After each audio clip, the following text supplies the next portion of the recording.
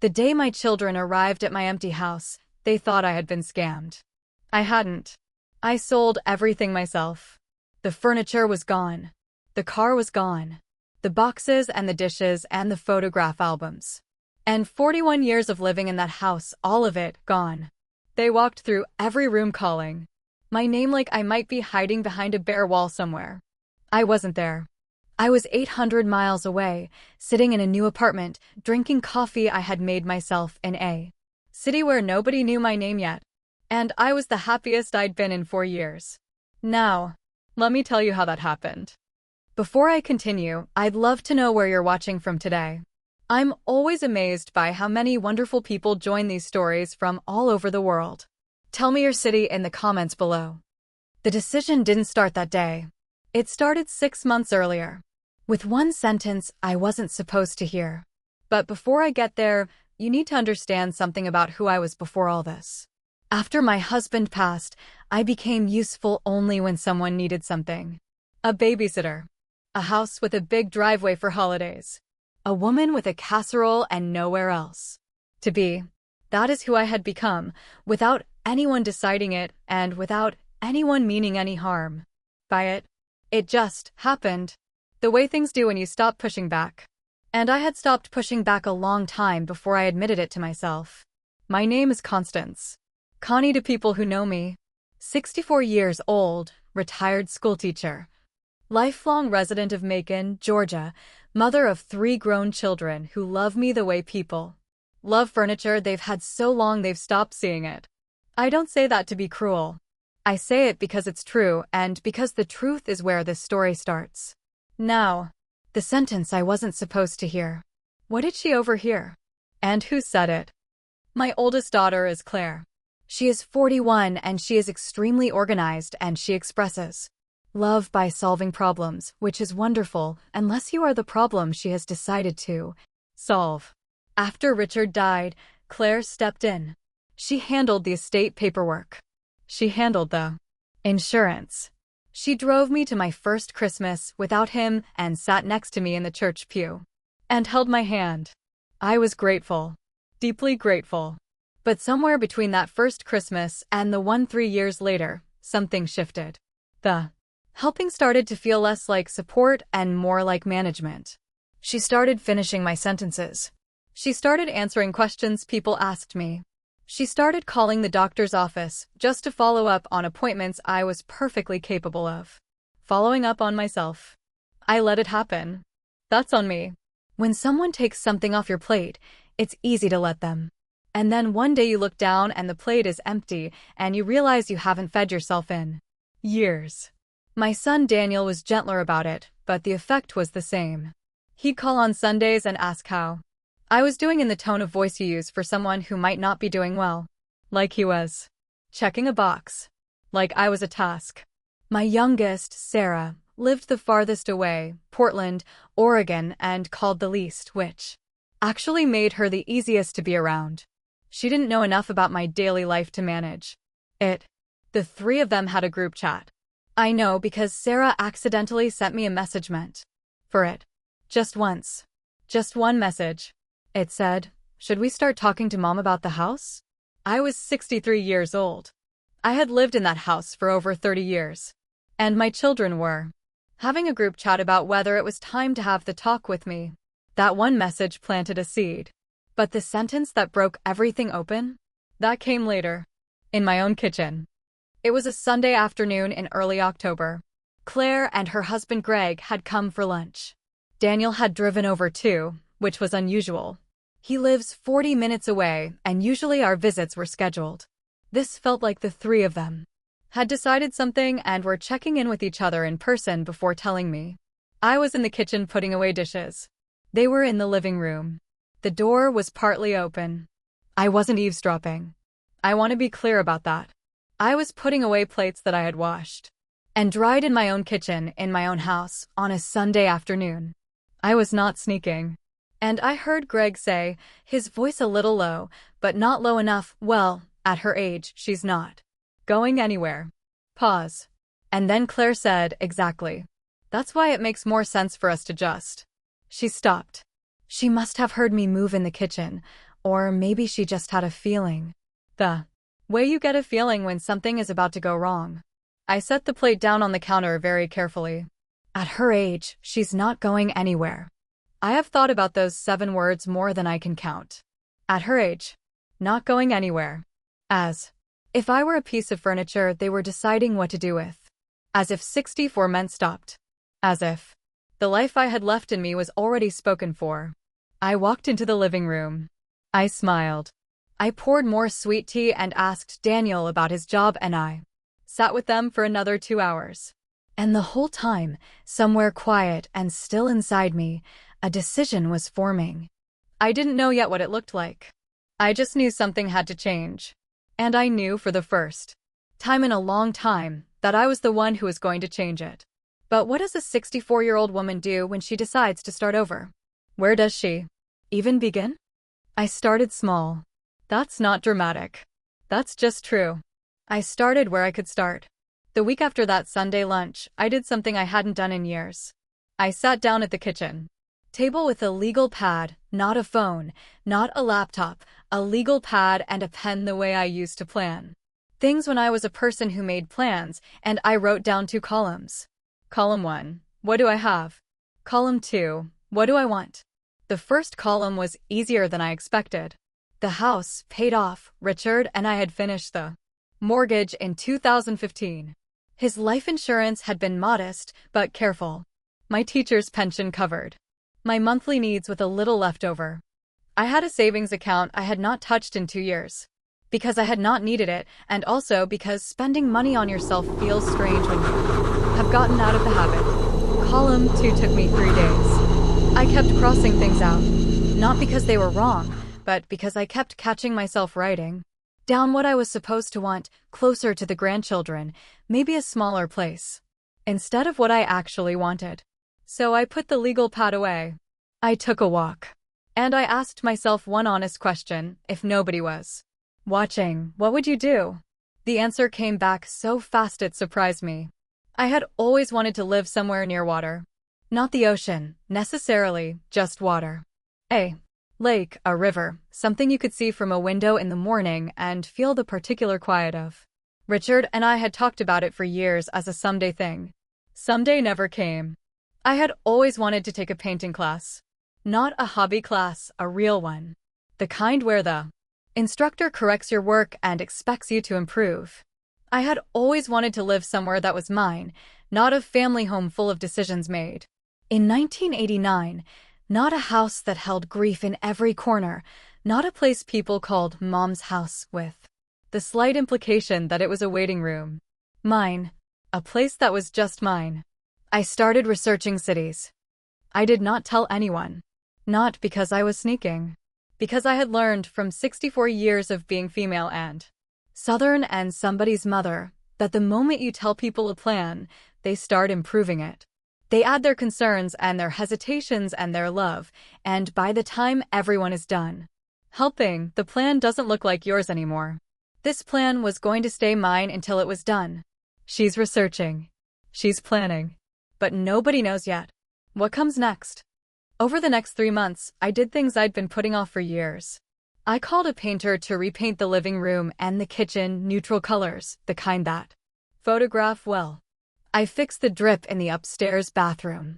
I called the landscaper about the front yard. Claire called in November and said the house looked really nice lately.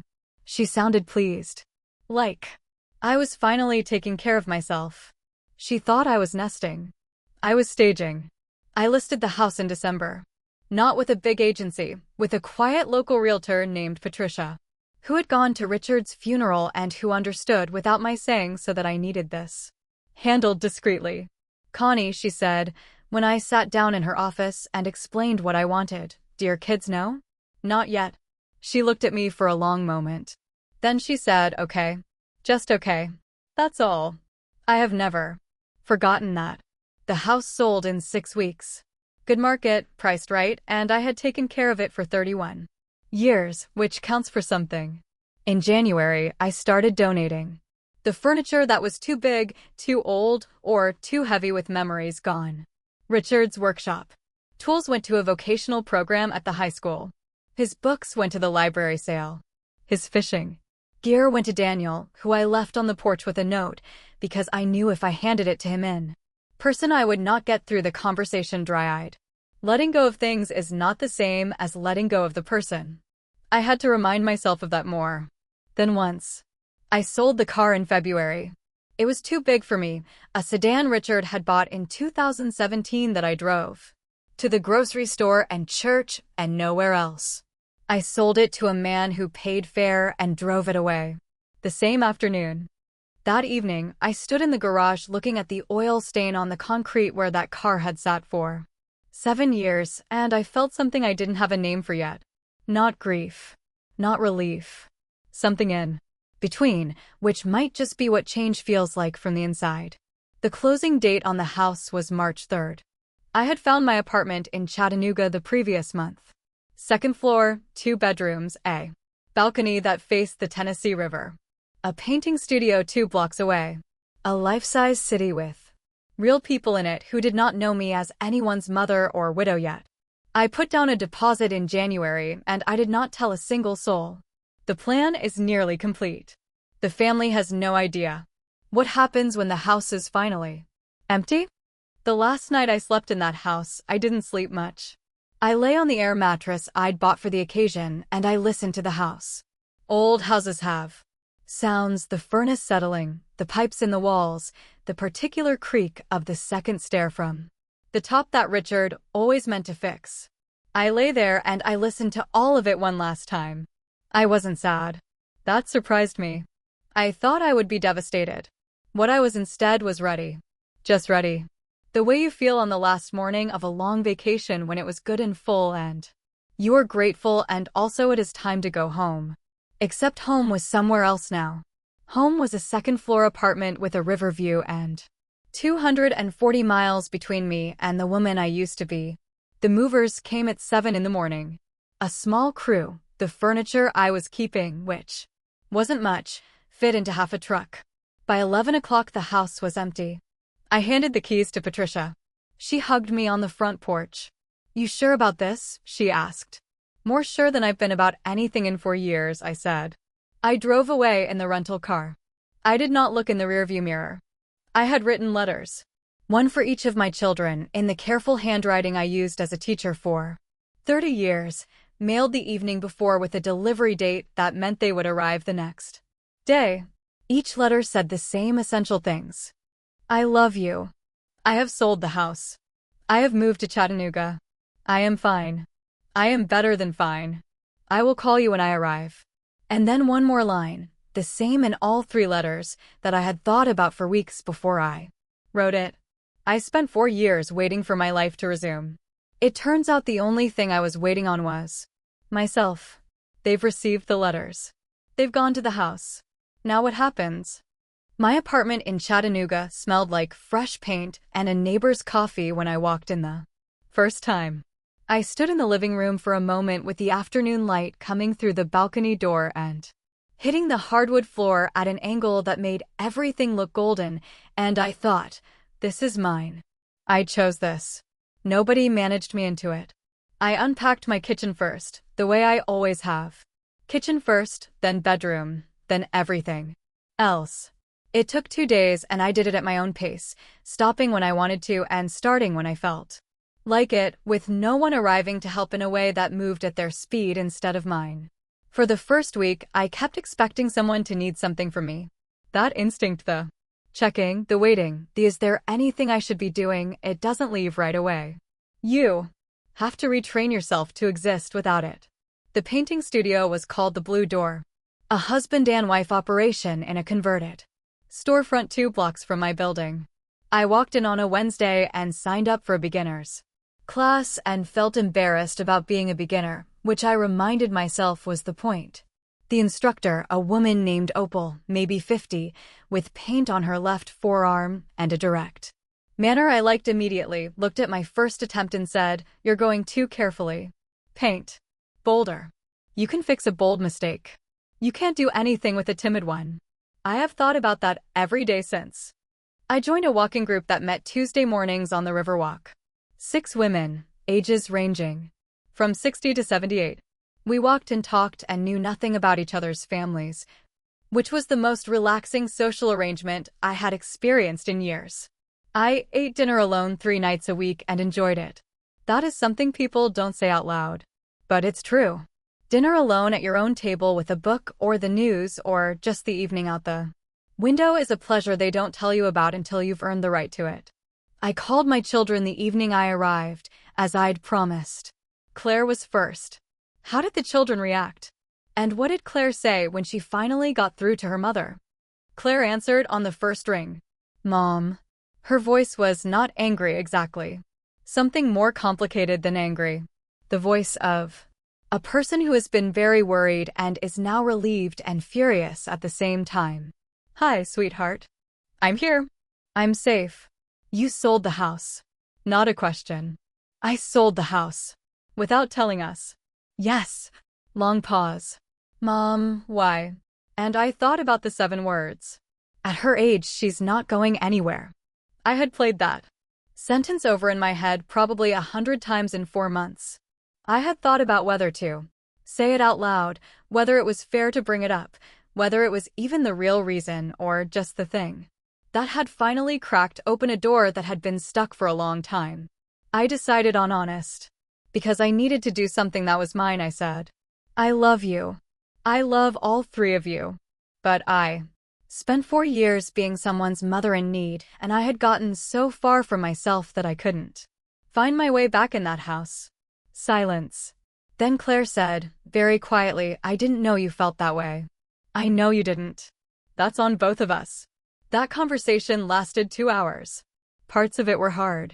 Parts of it were the most honest Claire and I had ever been with each other in 41 years. She cried. I cried.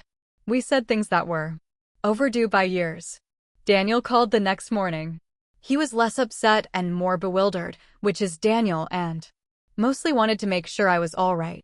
When I told him I was genuinely, actually all right, he believed me faster than I expected. You sound different, he said. Good different. Like yourself. Sarah called from Portland and whooped out loud when I told her about the painting class. Mom, she said, I've been waiting for you to do something like this for years. I laughed. You could have said something. You weren't ready to hear it. She was right. I wasn't. Some things have to come from inside or they don't stick. Claire came to visit in May.